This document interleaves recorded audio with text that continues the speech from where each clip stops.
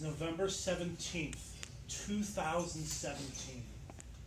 And the empty chair beside me used to be occupied by Jeremy Udell.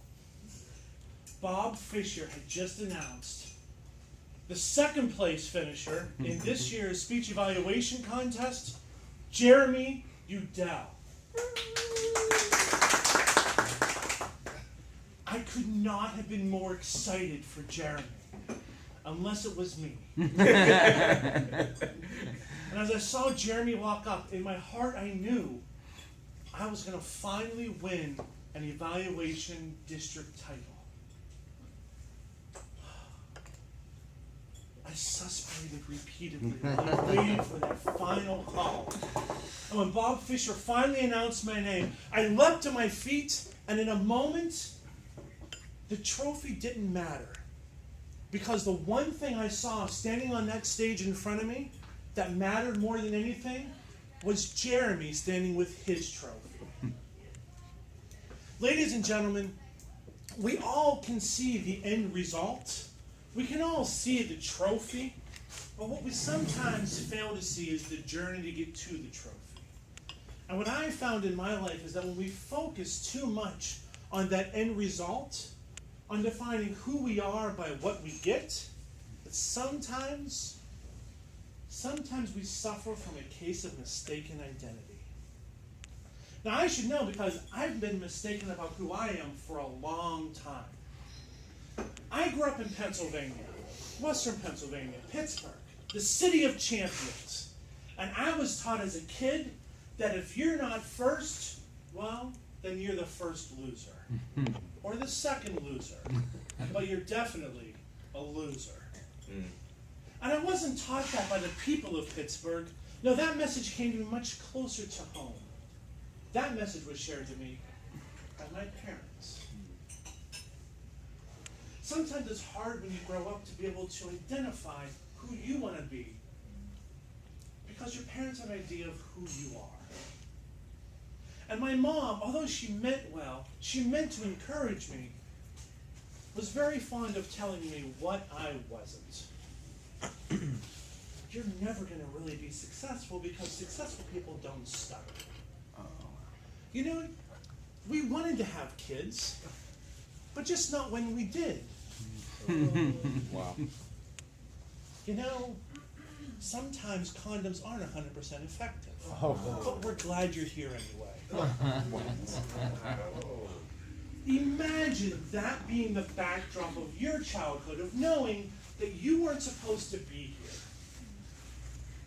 It gave me an identity of I was a mistake. And I had to prove everybody wrong because I wasn't supposed to be here, but I am. So what am I going to do with my time to be great? Or there's a problem when you try to be great, but you don't have anything to be great at. You fail a lot. And every time you fail, you have two choices. Learn from your failure or let it cripple you. I let it cripple me. So I thought that who I was a failure. But I was mistaken. We go back to November 17th, and when I looked up at Jeremy on that stage, what I saw was a promise fulfilled.